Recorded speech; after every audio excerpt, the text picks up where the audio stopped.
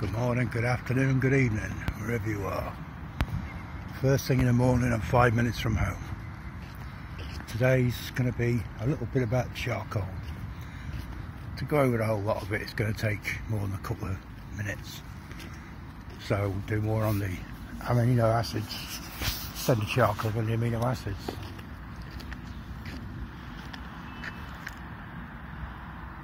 Yeah, all these shops near me. Oh look, an Asda. Anyway, let's get to it.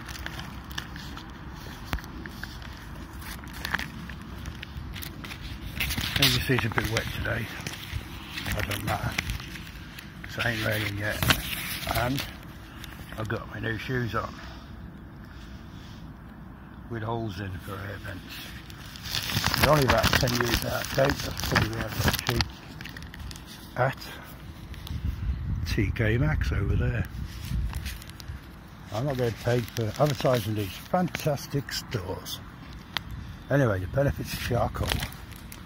It adsorbs. Now adsorb is the opposite to absorb. Adsorb means stuck on the outside of the molecule as opposed to soaking it in like a sponge. A sponge absorbs. Charcoal adsorbs. Anyhow, enough of the technical stuff. It can absorb more poison than any substance known to man. It can absorb lead acetate, strychnine, DDT, many drugs including cocaine, iodine, penicillin, aspirin, phenobarbital, inorganic substances such as lead, mercury, chlorine. It can absorb thousands of times its own weight in gases, heavy metals, poisons and other chemicals. It renders it ineffective and harmless. In the removal process, certain articles are bound to an adsorbent services by either a chemical process or a physical. It attracts them. It deodorizes intestinal gas and deodorizes foul-smelling gases of various kinds. And what they used to use with activated charcoal years ago, they'd get a lorry full of diesel, white diesel, and I'd run it through activated charcoal to take the chlorine out. But hey, it was never 100% on that. You can understand why.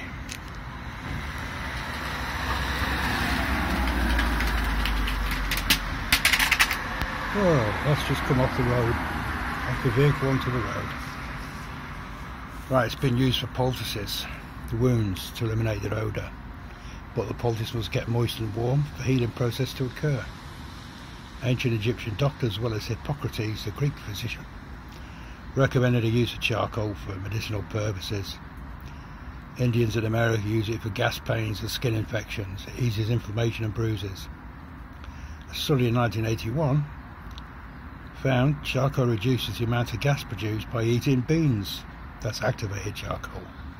That's got to be good then. It absorbs the excess gas along with the bacteria which form the gas. It's also good for bad breath in your mouth by absorbing the chemicals in the gas. Let's see. What else is this magic product? It was found by the journal Lancet.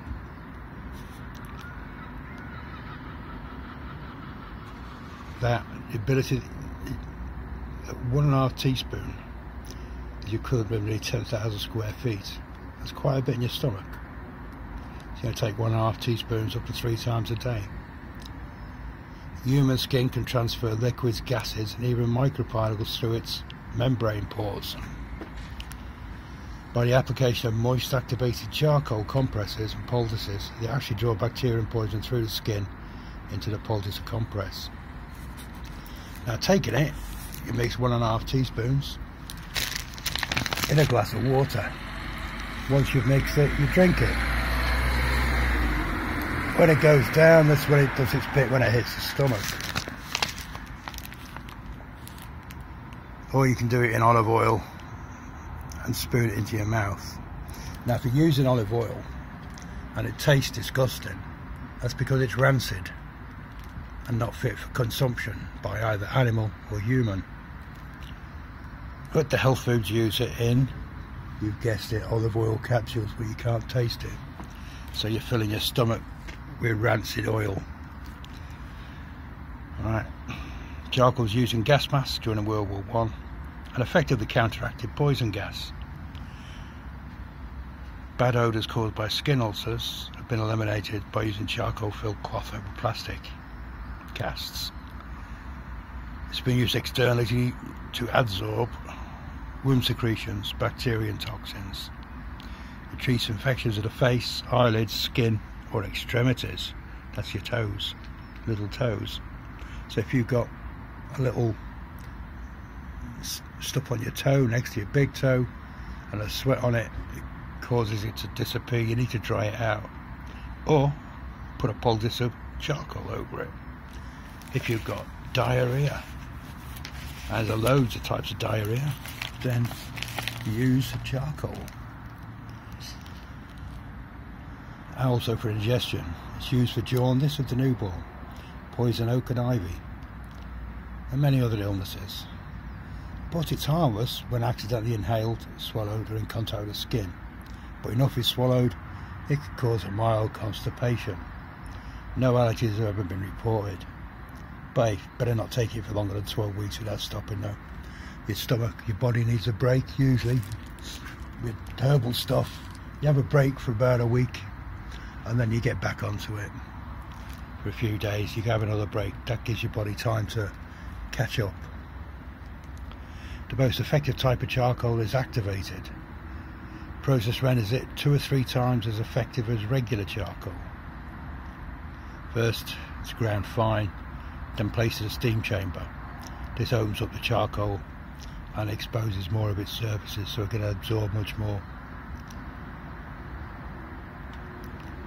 Activated charcoal used by the medical industry uses charcoal USP, pure naturally produced wood charcoal. Don't use burnt toast. Years ago you used to say let's have some burnt toast and that'll sort your stomach out, but since then things have changed and I can understand that.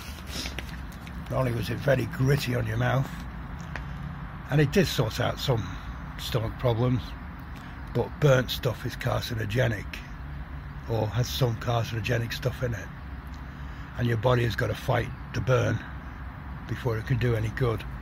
So forget the toast. If you're going to have toast, just have toast and butter, which you'll be able to do. Charcoal can replace an empty gelatin capsules and swallowed. Gelatin is usually produced from animals, but they like more slowly than swallowing with water, so get used to the gritty bits and you've cracked it. And it is gritty.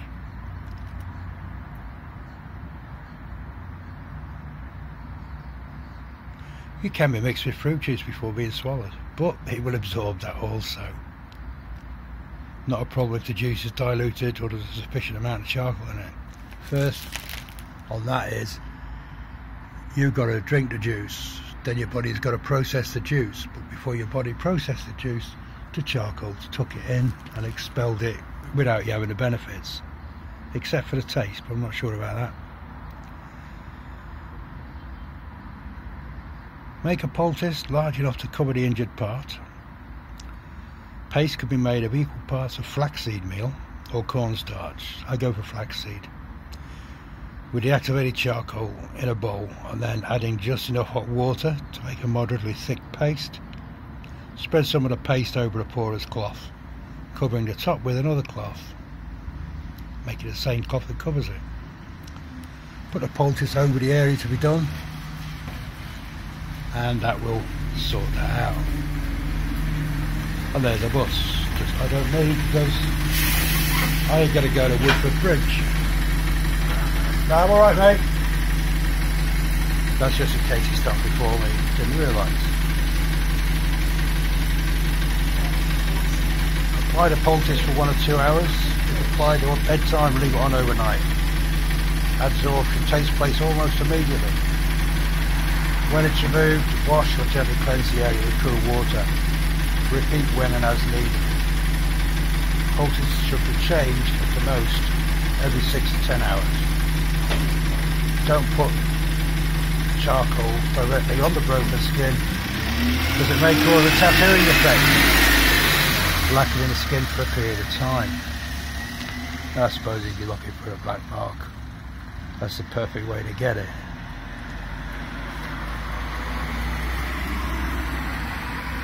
Activated charcoal is required by law to be on ambulances at all times, in case poisoning is encountered. It's the first choice the medical profession have, and usually the first choice is the first choice. Another choice is baking soda.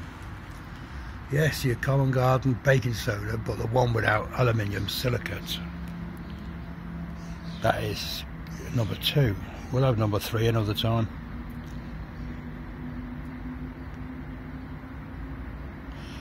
There was one experiment where a lethal dose of cobra venom was mixed with charcoal and injected into a laboratory animal. I disagree with animal tests.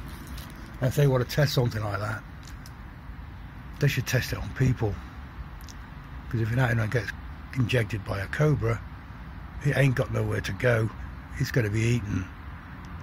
So don't put the animal through unnecessary. Anyway, the animal wasn't harmed. Here we go, humans. Another experiment, arsenic and strychnine were both mixed with charcoal and then swallowed by humans under laboratory conditions. The subject survived, even though the poison dosage were 5 to 10 times the lethal dose. Now that kind of tested I'm in agreement with. You got somebody that's willing to volunteer and put their belief on the line, then hey, good luck to him. I hope they paid him well as well.